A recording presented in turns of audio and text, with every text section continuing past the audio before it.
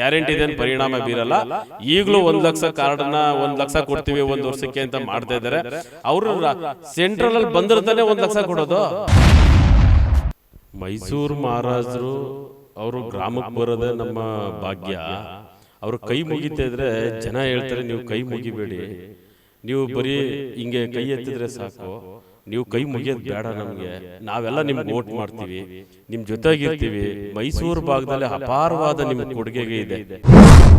ಇದು ನಮ್ಮ ಹತ್ರನೇ ಗಂಡಸ್ರ ಹತ್ರ ಕಿತ್ತಿ ಹೆಂಡತಿ ಕೊಟ್ಟವ್ರು ಅಷ್ಟೇ ವ್ಯತ್ಯಾಸ. ಅವ್ರ ತಾಯಿ ಇದ್ರೆ ತಾಯಿ ಸಿಕ್ಕಿರುತ್ತೆ, 4 ಜನ ಕಟ್ಟಿರ್ತೀವಿ, ಒಬ್ಬರು ಕೊಟ್ಟಿರ್ತಾರೆ. ಹಂಗಾಗಿ 4 ಜನ ಎಲ್ಲಿ ಹೋಗ್ತಾರೆ? ಮತ್ತೆ ಆ ಜನಗಳ ಜೊತೆ ಅವರು ನಡ್ಕೊಳ್ಳೋ ರೀತಿ, ಮಾತಾಡೋ ರೀತಿಲಿ ಇವತ್ತು ಮಹಾರಾಜರು 2 ಲಕ್ಷ ಲೀಡಲ್ಲಿ ಗೆದ್ದೇ ಗೆಲ್ತಾರೆ. ಮೈಸೂರು ಕೊಡಗು ಲೋಕಸಭಾ ಕ್ಷೇತ್ರದ ಮೈತ್ರಿ ಅಭ್ಯರ್ಥಿಯಾದ ಯದುವೀರ್ ಕೃಷ್ಣದತ್ತ ಚಾಮರಾಜ ಒಡೆಯರ್ ಪರವಾಗಿ ಜೆಡಿಎಸ್ನ ಮತ್ತು ಬಿಜೆಪಿಯ ಮುಖಂಡರು ಮತ್ತು ಕಾರ್ಯಕರ್ತರು ಈಗಾಗಲೇ ಅಬ್ಬರದ ಪ್ರಚಾರವನ್ನು ಚಾಮುಂಡೇಶ್ವರಿ ಕ್ಷೇತ್ರದಲ್ಲಿ ಮಾಡ್ತಾ ಇರುವಂಥದ್ದು. ಕಳೆದ 2 ದಿನಗಳಿಂದ ಕೋಟೆಹುಂಡಿ ಮಾದೇವರವರು, GTD ಪರಮ ಆಪ್ತರು, ಇವರು ಸಹ ಯದುವೀರ್ ಅವರ ಜೊತೆಗೂಡಿ ತಮ್ಮ ಭಾಗಗಳಲ್ಲಿ ಪ್ರಚಾರವನ್ನು ಮಾಡಿದ್ರು. ಪ್ರಚಾರಕ್ಕೆ ಹೋದಂಥ ಸಮಯದಲ್ಲಿ ಜನರು ಏನಂದ್ರು, ಯಾವ ಥರ ರೆಸ್ಪಾನ್ಸ್ ಸಿಗ್ತಿದೆ? ಯಾಕಂದರೆ BJP ಮತ್ತು JDS ಒಂದಾಗಿದ್ದರಿಂದ ಕಾರ್ಯಕರ್ತರು ಯಾವ ಥರ ಬೆರೀತಿದ್ದಾರೆ ನನ್ನ ಜೊತೆ ಮಾತನಾಡೋದಕ್ಕೆ ಕೋಟೆಹುಂಡಿ ಮಾದೇವರು ಮಾತನಾಡ್ಸೋಣ. ಸರ್ ಮೊದಲು ನಮಸ್ತೆ ಸರ್. ಈಗಾಗಲೇ ನಾವು ನೋಡ್ತಾ ಇದ್ವಿ ಚಾಮುಂಡೇಶ್ವರಿ ಕ್ಷೇತ್ರದಲ್ಲಿ ಮೈತ್ರಿ ಅಭ್ಯರ್ಥಿ ಯದುವೀರ್ ಅವರು ಒಡೆಯರ್ ಆದಮೇಲೆ ಸಾಕಷ್ಟು ಪ್ರಚಾರವನ್ನು ಮಾಡ್ತಾ ಇದ್ದೀರಿ. ನಿಮ್ಮ ಭಾಗದಲ್ಲಿ ಕಳೆದ 2 ದಿನಗಳೆಲ್ಲ ಪ್ರಚಾರವನ್ನು ಮಾಡ್ತಾ ಇದ್ದೀರಿ. ನೀವು ಓದಂಥ ಸಂದರ್ಭದಲ್ಲಿ ಯದುವೀರ್ ಜೊತೆಯಲ್ಲಿ ಜನರು ಏನಂತಿದ್ದಾರೆ ಸರ್? ಮೈಸೂರು ಮಹಾರಾಜರು ಅವರು ಗ್ರಾಮಕ್ಕೆ ಬರೋದೇ ನಮ್ಮ ಭಾಗ್ಯ. ಅವರು ಕೈ ಮುಗಿತಾ ಇದ್ರೆ ಜನ ಹೇಳ್ತಾರೆ ನೀವು ಕೈ ಮುಗಿಬೇಡಿ, ನೀವು ಬರೀ ಹಿಂಗೆ ಕೈ ಎತ್ತಿದ್ರೆ ಸಾಕು, ನೀವು ಕೈ ಮುಗಿಯೋದು ಬೇಡ, ನಮಗೆ ನಾವೆಲ್ಲ ನಿಮ್ಗೆ ವೋಟ್ ಮಾಡ್ತೀವಿ, ನಿಮ್ಮ ಜೊತೆಗಿರ್ತೀವಿ. ಮೈಸೂರು ಭಾಗದಲ್ಲಿ ಅಪಾರವಾದ ನಿಮ್ಮ ಕೊಡುಗೆಗೆ ಇದೆ. ಈಗ ಮೈಸೂರದು ಕೇರ್ ಆಸ್ಪತ್ರೆ ಆಗ್ಬೋದು, ಈಗ ಮೂಡ ಆಫೀಸ್ ಆಗ್ಬೋದು, ಕಾಡ ಆಫೀಸ್ ಆಗ್ಬೋದು, ಅವ್ರದ್ದು ಅಪಾರವಾದ ಕೊಡುಗೆಗಳು. ಮಹಾರಾಣಿ ಕಾಲೇಜು, ಮಹಾರಾಜ ಕಾಲೇಜು, ಮತ್ತು ಅವ್ರ ಮನೆಯಿಂದ KRS ಕಟ್ಟೋದಕ್ಕೆ ಅವ್ರ ಮನೆಯಿಂದ ಒಡವೆ ತಂದು ಗಿರಿವಿಟ್ಟು KRS ಕಟ್ಟದಂಥ ಸಂದರ್ಭನೂ ಇವತ್ತೊಂದು ದಿವಸದಲ್ಲಿ ನೆನಪು ಮಾಡ್ಕೊತವ್ರೆ ಜನ. ಆಮೇಲೆ ಅವ್ರದ್ದು ಆದಷ್ಟು ಮೈಸೂರು ಭಾಗದಲ್ಲಿ ಒಂದು 2-3 ಸಾವಿರ ಎಕರೆಯಷ್ಟು ಜಮೀನುಗಳನ್ನ ಜನ ಅವರೇ ಉತ್ಕೊಂಡು ಉಣ್ತಾ ಇದ್ದೀವಿ. ಆ ಋಣ ತೀರ್ಸೋಕ್ಕೆ ಈಗ ಒಂದು ಅವಕಾಶ ಸಿಕ್ಕಿದೆ, ನಾವು ಅದನ್ನು ಮಾಡೇ ಮಾಡ್ತೀವಿ ಅನ್ನೋದನ್ನು ಅವರು ಎಲ್ಲರೂ ಹೇಳ್ತಾವ್ರೆ. ಗ್ರಾಮಾಂತರಕ್ಕೆ ಹೋಗೋದ್ರಲ್ಲಿ ಜನ ಎಲ್ಲ ಕಡೆನೂ ಜನ ಸಾಗರ ಹರಿದು ಬರ್ತಾಯಿದೆ. ಮತ್ತು ಸನ್ಮಾನ್ಯ GT ದೇವೇಗೌಡರು ಸಾಹೇಬರು ಅಲ್ಲಿ ಅಭಿವೃದ್ಧಿ ಕೆಲಸ ಮಾಡಿರೋದನ್ನ ಇವತ್ತಿನ ದಿನದಲ್ಲಿ ಈ ಸಂದರ್ಭದಲ್ಲಿ ನೆನೆಸ್ಕೊತಾವ್ರೆ. ಸರ್ ಅವತ್ತಿನ ದಿವಸ ಹೆಂಗಿತ್ತು ನಮ್ಮ ಊರುಗಳು, ಅವರು ಮಹಾರಾಜರು ಹೇಳ್ತಾಯಿದ್ರು, ಸರ್ ಏನು ಸರ್ ಮೈಸೂರು ಸಿಟಿ ಮಾಡ್ದಂಗೆ ಮಾಡಿದ್ದೀರಿ, ಚಾಮುಂಡೇಶ್ವರಿ ಕ್ಷೇತ್ರನ ತುಂಬ ಚೆನ್ನಾಗಿ ಮಾಡಿದ್ದೀರಾ, ಯಾವ ರೋಡಲ್ಲಿ ಹೋದ್ರೂ ಇನ್ನೊಂದು 25% ಇರ್ಬೋದು ಆ ಥರ ರೋಡ್ಗಳನ್ನ ಅವರು ಮಾಡೋರೆ. ಆಲ್ಮೋಸ್ಟ್ ಕೆಲಸಗಳು, ಅಭಿವೃದ್ಧಿ ಕೆಲಸಗಳು ಚೆನ್ನಾಗಾಗಿದೆ ಕ್ಷೇತ್ರದಲ್ಲಿ. ಅದನ್ನು ಜನ ಈ ಸಂದರ್ಭದಲ್ಲಿ ನೆನಪು ಮಾಡ್ಕೋತವ್ರೆ. ಮೈತ್ರಿ HD ದೇವೇಗೌಡರು ಮತ್ತು HD ಕುಮಾರಣ್ಣವರು ಮತ್ತು ಜೊತೆಗೆ ಯಡಿಯೂರಪ್ಪನವರು, ವಿಜೇಂದ್ರ ಅಣ್ಣವರು, ಇವ್ರು ಎಲ್ಲರೂ ಒಟ್ಟಾಗಿ ಸೇರಿ ಸಮ್ಮಿಶ್ರ ಸರ್ಕಾರ ಇವತ್ತು ಏನು ಇಬ್ಬರೂ JDS BJP ಒಟ್ಟಾಗಿ ಒಗ್ಗಟ್ಟಿಂದ ಕ್ಯಾಂಡಿಡೇಟ್ ಮಾಡೋರೆ ಮಹಾರಾಜರನ್ನ. ಅದು ಇನ್ನೂ ಅತಿ ಹೆಚ್ಚಿನ ರೀತಿಯಲ್ಲಿ ಸಂತೋಷ ಪಡ್ತವ್ರೆ ಜನ. ಇವರು ಈ ಸಂದರ್ಭದಲ್ಲಿ ಎಲ್ಲ ಗ್ರಾಮಗಳಲ್ಲೂ ಅವರು ಗ್ರಾಮಾಂತರ ಸುಗುಡನ್ನ ಇವತ್ತು ಸೆಳೆದವ್ರೆ. ಮತ್ತು ಆ ಜನಗಳ ಜೊತೆ ಅವರು ನಡ್ಕೊಳ್ಳೋ ರೀತಿ, ಮಾತಾಡೋ ರೀತಿಲಿ ಇವತ್ತು ಮಹಾರಾಜರು 2 ಲಕ್ಷ ಲೀಡಲ್ಲಿ ಗೆದ್ದೇ ಗೆಲ್ತಾರೆ. ಆ ರೀತಿ ಇವತ್ತು ಎಲ್ಲ ಗ್ರಾಮಗಳಲ್ಲೂ ನಾವು ನಾಗವಾಲದಿಂದ ಸ್ಟಾರ್ಟ್ ಮಾಡ್ದೋ, ಮತ್ತು ಇಲ್ವಾಲ ಎಲ್ಲ ಮೊದಲೇ ಆಗಿತ್ತು. ನಾಗವಾಲದಿಂದ ಸ್ಟಾರ್ಟ್ ಮಾಡಿ ನಾವು ಇವಾಗ ನಿನ್ನೆ ಆಲ್ನಳ್ಳಿವರೆಗೂ ಮುಗಿದಿದೆ. ಅಲ್ಲಿವರೆಗೂ ಜನ ಎಲ್ಲೋದ್ರೂ ಜನಸಾಗರನೇ ಇದೆ. ಅದರಲ್ಲಿ GT ದೇವೇಗೌಡರು ಅಭಿವೃದ್ಧಿ ಕೆಲಸದ್ದು ಜೊತೆಗೆ ಮೈಸೂರು ಮಹಾರಾಜರ ಕೊಡುಗೆ, ನಮಗೆ ಮೈಸೂರಿಗೆ ಅಪಾರವಾದ ಕೊಡುಗೆಗಳಿರೋದು. ಆ ಥರ ಎಲ್ಲರೂ ಅದನ್ನು ಮೈಸೂರು ಮಹಾರಾಜನ ಗೆಲ್ಲಿಸಲೇಬೇಕು ಅನ್ನೋ ಒಂದು ಹಠ ತೊಟ್ಟು ನಿಂತವ್ರೆ. ಮೈಸೂರು ಮಹಾರಾಜರು ಗೆದ್ದೇ ಗೆಲ್ತಾರೆ, 2 ಲಕ್ಷ ಲೀಡಲ್ಲಿ ಗೆಲ್ತಾರೆ.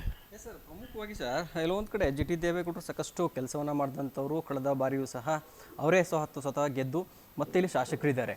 ಅವರು ಸಾಕಷ್ಟು ಓಡಾಡ್ತಿದ್ದಾರೆ. ನೀವು ಹೇಳ್ದಂಗೆ ಕೆಲಸ ಮಾಡಿದ್ದಾರೆ ಅಂತ ಹೇಳ್ತಾರೆ. ಇನ್ನೊಂದು ಕಡೆ BJPಯ ಕಾರ್ಯಕರ್ತರು ಇರುವಂಥದ್ದು. ಈಗ ನಿಮ್ಮ ಭಾಗದಲ್ಲೂ ಸಹ BJP ಕಾರ್ಯಕರ್ತರಿದ್ದಾರೆ. ಅವರೆಲ್ಲ ಯಾವ ಥರ ಒಗ್ಗೂಡ್ಕೊಂಡು ಕೆಲಸ ಮಾಡ್ತಾಯಿದ್ದೀರಿ ಸರ್? BJP ಕಾರ್ಯಕರ್ತರು ನಮ್ಮ ಜೊತೆ ಕೈಗೂಡಿಸ್ಕೊಂಡು ಅವ್ರಿಗೂ ಕ್ಯಾಂಡಿಡೇಟ್ ಗೆಲ್ಲಬೇಕು. ಮೈಸೂರು ಮಹಾರಾಜರು ಹೆಚ್ಚಿನ ರೀತಿ ಗೆಲ್ಲೋದು ಖಚಿತ, ಆದರೆ ನಾವು ಹೆಚ್ಚು ಮತಗಳನ್ನ ಪಡೆದ್ರೆ ನಮ್ಮ ಮೈಸೂರಿಗೆ ಒಂದು ಮಹಾರಾಜರದ್ದು ಒಂದು ಕೊಡುಗೆ ಏನಿದೆ ಅದು ಇಡೀ ಇಂಡಿಯಾದಲ್ಲಿ ಹೆಸರಾಗಂಥದ್ದು. ಇವತ್ತು ನಾವು ಮಹಾರಾಜ ಕ್ಷೇತ್ರ ಅಂದರೆ ನಾವು ಯಾವುದೇ ರಾಜ್ಯಗಳಿಗೆ ಹೋಗಿ ನಮ್ಮ ಒಂದು ಹೆಸರು ಬರೋಂಥ ವಿಚಾರ ಇದು. ಈಗ ನಾವು ಬೇರೆ ರಾಜ್ಯದಲ್ಲಿ ಹೋದರೆ ನೀವು ಯಾವ ಊರು ಏನು ಅಂತ ಕೇಳಿದಾಗ ನಾವು ಮೈಸೂರು ಮಹಾರಾಜರ ಕ್ಷೇತ್ರ ಅಂತಂದರೆ ಇಡೀ ಇಂಡಿಯಾದಲ್ಲಿ ಹೆಸರಾಗಂಥದ್ದು. ಅದರಿಂದ ಎಲ್ಲರೂ ಒಟ್ಟಾಗಿ ಇವತ್ತು BJP ಕಾರ್ಯಕರ್ತರು ಏನಿದ್ದಾರೆ, JDS ಕಾರ್ಯಕರ್ತರು ಏನಿದ್ದಾರೆ, ಎಲ್ಲ ಒಟ್ಟಾಗಿ ಕೆಲಸ ಮಾಡ್ತಾಯಿದ್ದಾರೆ. ಈಗ ಎಲ್ಲ ಮನೆಮನೆಗೂ ತೆರಳಿ, ಈಗ ನಿನ್ನೆ 2 ದಿವಸ ಹಿಂದೆಯಿಂದನೂ ಮನೆಮನೆಗೆಲ್ಲ ತೆರಳಿ ಅಲ್ಲಿ ಎಲ್ಲರೂ ಓಟ್ ಕೇಳೋಂಥ ಕೆಲಸಗಳನ್ನ ಮಾಡ್ತಾಯಿದ್ದಾರೆ. ಜನರು ಪ್ರಮುಖವಾಗಿ ಅನ್ನುವಂಥದ್ದು ಮಹಾರಾಜರೇನೋ ರಾಜಕೀಯಕ್ಕೆ ಬಂದಿದ್ದಾರೆ, ಏನೋ ಕೆಲಸ ಕಾರ್ಯಗಳು ಗೆದ್ದಂಥ ಸಂದರ್ಭದಲ್ಲಿ ಕೆಲಸ ಕಾರ್ಯಗಳನ್ನು ನಾವು ಯಾರು ಕೇಳಬೇಕು, ಅವ್ರ ಮನೆ ಬಾಗಿಲಿಗೆ ಹೋದರೆ ಆಗುತ್ತಾ ಅನ್ನುವಂಥದ್ದು ಚರ್ಚೆ ಇದೆ. ಅದ್ರ ಜೊತೆಗೆ ಸರ್ ಹುಣಸೂರು ಇರ್ಬೋದು, ಚಾಮುಂಡೇಶ್ವರಿ ಇರ್ಬೋದು, ಇಬ್ಬರು ಇರುವಂಥದ್ದು JDS ಇದೆ. ಇಲ್ಲ ಒಂದು ಕಡೆ ಇಲ್ಲಿ ಮತ್ತು ಹುಣಸೂರಿನಲ್ಲಿ 2 ಸಲ ಗೆದ್ದಿರೋದ್ರಿಂದ ಮಹಾರಾಜರಿಗೆ ಇದು ಜಾಸ್ತಿ ಅನುಕೂಲ ಆಗುತ್ತಾ ಅನ್ನುವಂಥದ್ದು. ಈಗ ಹುಣಸೂರಲ್ಲಿ ನಮ್ಮ ಹರೀಶ್ ಗೌಡ್ರು ಗೆದ್ದವ್ರೆ, ಇಲ್ಲಿ ನಮ್ಮ GT ದೇವೇಗೌಡರು ಸಾಹೇಬರು ಗೆದ್ದವ್ರೆ.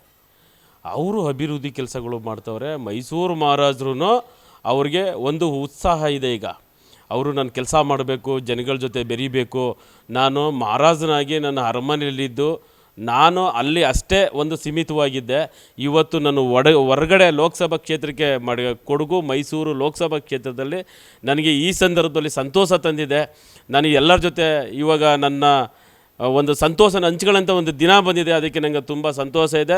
ನರೇಂದ್ರ ಮೋದಿಜಿಯವರು ಇವತ್ತು ವಿಶ್ವ ನಾಯಕರಾಗಿದ್ದಾರೆ. ಆ ನರೇಂದ್ರ ಮೋದಿಜಿಯವರ ಒಂದು ಸೇತುವೆಯಾಗಿ ನನಗೆ ಕೆಲಸ ಮಾಡೋಂಥ ಕೆಲಸನ ಮಾಡಿ ಇನ್ನು ಮುಂದಿನ ದಿನಗಳಲ್ಲಿ ನನಗೆ ಗೆದ್ದು ಬಂದ ಮೇಲೆ ಅವ್ರು ಎಲ್ಲರಿಗೂ ಒಂದು ಉತ್ತರ ಸಿಗುತ್ತೆ ಅಂತ ಹೇಳ್ತಾವ್ರೆ. ಒಂದು ಕಡೆ ನೀವು ಮೈತ್ರಿ ಅಭ್ಯರ್ಥಿ ಗೆಲ್ತಾರೆ ಇಡಲ್ ಕ್ಲಿಯರ್ ಅಂತ ಹೇಳ್ತಾ ಇದ್ದೀರಿ. ರಾಜ್ಯದಲ್ಲಿ ಕಾಂಗ್ರೆಸ್ ಸರ್ಕಾರ ಇದೆ, ಇಲ್ಲೊಂದು ಕಡೆ ಸಾಮಾನ್ಯ ಕಾರ್ಯಕರ್ತರಿಗೆ ಟಿಕೆಟ್ ಕೊಡ್ತೀವಿ ಅಂತ ಕಾಂಗ್ರೆಸ್ ಅವರು ಮಾತನಾಡ್ತೀವಿ. ಒಂದು ಸ್ವಲ್ಪ ಗ್ಯಾರಂಟಿಯನ್ನು ಕೊಟ್ಟಿದ್ದಾರೆ, ಅಂದ್ರೆ ಈಡೇರಿಸಿದ್ದೀವಿ, ನಮ್ಮ ಅಭ್ಯರ್ಥಿ ಗೆಲ್ತಾರೆ ಅನ್ನೋಂಥದ್ದು ಮಾತಿದೆ. ಗ್ಯಾರಂಟಿ ಏನಾರೆ ನಿಮ್ಮ NDA ಅಭ್ಯರ್ಥಿಗೆ ಏನಾರೆ ಮುಳು ಆಗುತ್ತಾ? ಗ್ಯಾರಂಟಿ 5 ಗ್ಯಾರಂಟಿ ಕರ್ನಾಟಕ ಸರ್ಕಾರದಲ್ಲಿ ಕಾಂಗ್ರೆಸ್ ಸರ್ಕಾರ ಕೊಟ್ಟಿದೆ. ಅದನ್ನು ಏನು ಮಾಡವ್ರೆ, ಇವತ್ತು ನಾವು ಕಂದಾಯ ಕಟ್ಟೋದ್ರಿಂದ ಹಿಡಿದು ಒಂದು ಮನೆ ವಿಭಾಗದ ಪತ್ರ ಮಾಡಿಸ್ಬೇಕು ಅಂದರೆ 100 ರೂಪಾಯಿ ಪೇಪರ್ ತಗೋತಿದ್ವು ಅವಾಗ. ಇವತ್ತು 500 ರೂಪಾಯಿ ಪೇಪರ್ ಆಗಿದೆ. ಲೈಟ್ ಬಿಲ್ಲು 200 ಯೂನಿಟ್ ಅಂತ ಕೊಟ್ಟರು. ಈಗ ಯಾರೋ ಒಂದು 3 ಮನೆ ಜೀವನ ಮಾಡ್ತಾಯಿದ್ದಾರೆ, ವಯಸ್ಸಾದವರು ರಿಟೈರ್ಡ್ ಆಗಿರ್ತಾರೆ, 2 ಹಫ್ಟೆ ಅವ್ರು ಮನೆ ಕಟ್ಕೊಂಡಿರ್ತಾರೆ.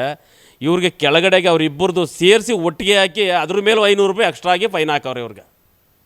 ಅಂಥ ಸಂದರ್ಭಗಳು ಇಲ್ಲಿ ಉತ್ಪತ್ತಿಯಾಗಿದೆ. ಲಿಕ್ಕರ್ಗೆ ಅವತ್ತು 40 ರೂಪಾಯಿ, ಈಗ 300 ರೂಪಾಯಿ ಕೆಲಸ ಮಾಡಿ 40 ರೂಪಾಯಲ್ಲಿ ಅವರು ಕುಡಿದ್ಬಿಟ್ಟು ಬರ್ತಾಯಿದ್ರು. ಇವತ್ತು ಲಿಕ್ಕರ್ಗೆ 1 to ಡಬಲ್ ಆಗಿದೆ. ಇವತ್ತು ಆ ಪರಿಸ್ಥಿತಿ ಇಲ್ಲಿ ಗಂಡನ ಹತ್ರ ಕಿತ್ತರು, ಹೆಂಡ್ತಿಗೆ ಕೊಟ್ಟರು. ಹೆಂಡ್ತಿಗೆ ಕೊಟ್ಟಿದ್ದು ಯಾರಿಗೆ? ಮನೇಲಿ ಯಜಮಾನರಿಗೆ ಒಬ್ಬರಿಗೆ ಮಾತ್ರ ಕೊಟ್ಟಿರೋದು.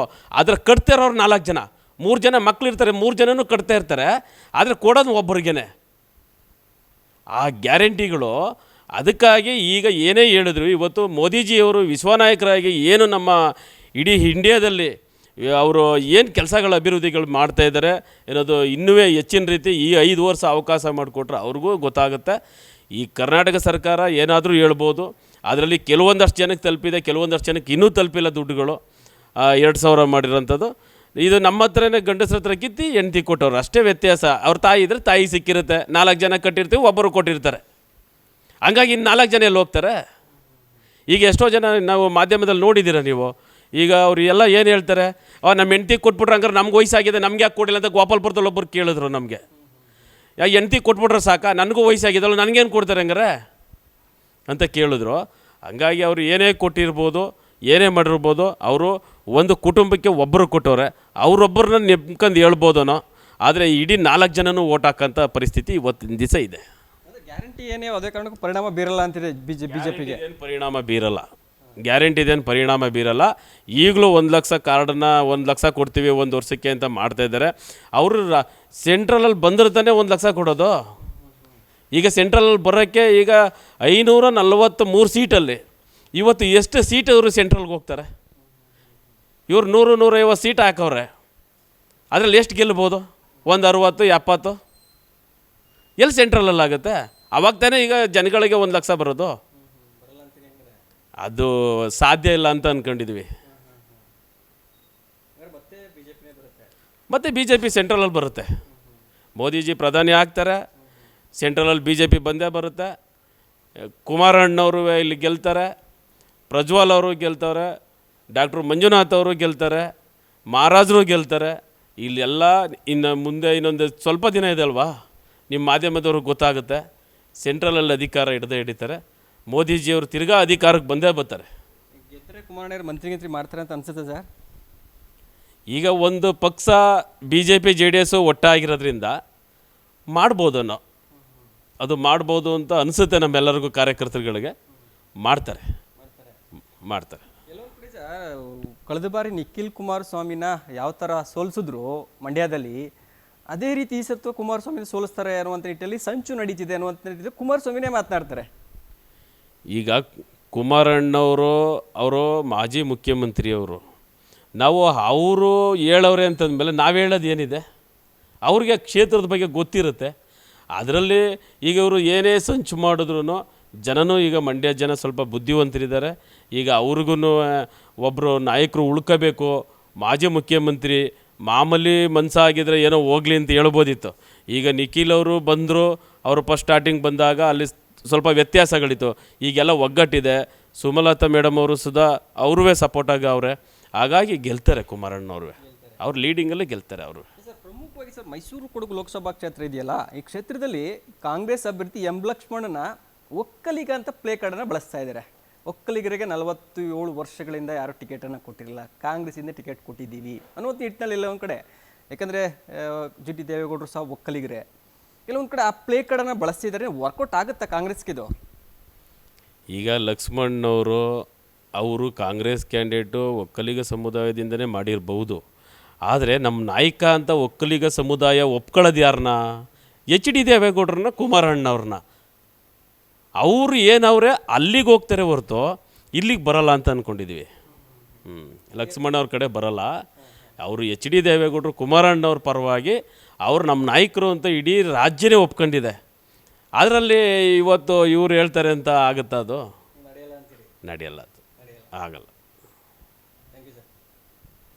ಇದಿಷ್ಟು ಕೋಟೆಹುಂಡಿ ಮಾದೇವರ ಮಾತಾಗಿರುವಂಥದ್ದು. ಮೈಸೂರು ಕೊಡಗು ಲೋಕಸಭಾ ಕ್ಷೇತ್ರ ಇದೆಯಲ್ಲ, ಈ ಕ್ಷೇತ್ರದಲ್ಲಿ ಸಾಕಷ್ಟು ಹಿಡಿತವನ್ನು JDS ಸಾಧಿಸ್ಕೊಂಡು ಬಂದಿದೆ. NDA ಅಭ್ಯರ್ಥಿಯಾಗಿ ಯದುವೀರವರು ಸ್ಪರ್ಧೆ ಮಾಡಿದ ನಂತರ ನಾವು ಸಾಕಷ್ಟು ಹೋರಾಟವನ್ನು ಮಾಡ್ತಿದ್ದೀವಿ, ಓಡಾಡ್ತಿದ್ದೀವಿ, ಕೆಲಸ ಕಾರ್ಯಗಳನ್ನು ಮಾಡಿದ್ದೀವಿ. GT ದೇವೇಗೌಡರು ಸಹ ಮಾಡಿದ್ದಾರೆ. ನಾವು ಸಹ ನಮ್ಮ ಕ್ಷೇತ್ರಗಳಲ್ಲಿ, ನಮ್ಮ ಭಾಗದಲ್ಲಿ ಒಂದಷ್ಟು ಹೋಲ್ಡನ್ನು ಇಟ್ಕೊಂಡಿದ್ದೀವಿ. ನಾವು ಸಹ ಮತವನ್ನು ಕೇಳ್ತಿದ್ದೀವಿ. ಜನರು ಸಹ ಉತ್ತಮ ರೆಸ್ಪಾನ್ಸನ್ನು ಮಾಡ್ತಿದ್ದಾರೆ. ರಾಜರು ಬರೋದೇ ಒಂದು ಹೆಚ್ಚು, ಅವರು ಸಹ ಕೈ ಮುಗಿದು ಬರ್ತಿದ್ದಾರೆ. ಕೆಲವೊಂದು ಕಡೆ ಜನರು ಸಹ ಸಾಕಷ್ಟು ಒಳ್ಳೆಯ ಕೆಲಸಗಳನ್ನು ಮುಂದಿನ ದಿನಗಳಲ್ಲಿ ಮಾಡ್ತಾರೆ ಅನ್ನೋ ನಿಟ್ಟಿನಲ್ಲೂ ಸಹ ಉತ್ತಮವಾಗಿ ರೆಸ್ಪಾನ್ಸ್ ಸಿಗ್ತಿದೆ. ಮೈಸೂರು ಇರ್ಬೋದು, ಹಾಸನ ಇರ್ಬೋದು, ಮಂಡ್ಯ ಇರ್ಬೋದು, ಮೈಸೂರು ಮತ್ತು ಬೆಂಗಳೂರು ಗ್ರಾಮಾಂತರ ಇದೆಯಲ್ಲ, ಈ ಭಾಗದಲ್ಲಿ ಪ್ರಮುಖವಾಗಿ NDA ಅಭ್ಯರ್ಥಿಗಳು ಗೆಲ್ತಾರೆ. ಕುಮಾರಸ್ವಾಮಿಯು ಸಹ ಮಂಡ್ಯದಲ್ಲಿ ಗೆಲ್ತಾರೆ, ಮಂತ್ರಿ ಆಗುವ ಅವಕಾಶವೂ ಇದೆ. ಅದರ ಜೊತೆಗೆ ಯದುವೀರವ್ರಿಗೂ ಸಹ ಉತ್ತಮವಾಗಿ ರೆಸ್ಪಾನ್ಸ್ ಸಿಗ್ತಿದೆ. ನಾವು ಸಹ ಹೋರಾಟ ಮಾಡ್ತಿದ್ವಿ, ಗೆದ್ದೇ ಗೆಲ್ತೀವಿ, ಅದ್ರ ಸಹ 2 ಲಕ್ಷ ಲೀಡ್ನಲ್ಲಿ ಗೆಲ್ತೀವಿ ಅಂತ ಮಾತುಗಳ ಹೇಳ್ತಾ ಇರುವಂಥದ್ದು. ಒಟ್ಟಾರೆಯಾಗಿ ಮುಂದಿನ ದಿನಗಳಲ್ಲಿ ಚಾಮುಂಡೇಶ್ವರಿ ಕ್ಷೇತ್ರದ ಶಾಸಕರು ಸಾಕಷ್ಟು ಹೋರಾಟವನ್ನು ಮಾಡ್ತಿದ್ದಾರೆ, ಯದುವೀರವ್ರನ್ನ ದೊಡ್ಡ ಮಟ್ಟದ ಲೀಡ್ನಲ್ಲಿ ಗೆಲ್ಲಿಸಬೇಕು ಅಂತ. ಅದು ಯಾವ ಮಟ್ಟಕ್ಕೆ ಮುಂದಿನ ದಿನಗಳಲ್ಲಿ ರಿಸಲ್ಟಲ್ಲಿ ಗೊತ್ತಾಗುತ್ತೆ, ಕಾದು ನೋಡಬೇಕಿದೆ. ಕ್ಯಾಮ್ರಾಮನ್ ಹಿತೇಶ್ ಜೊತೆ ಬೀರೇಗೌಡ, ನನ್ನೂರ ನ್ಯೂಸ್, ಮೈಸೂರು.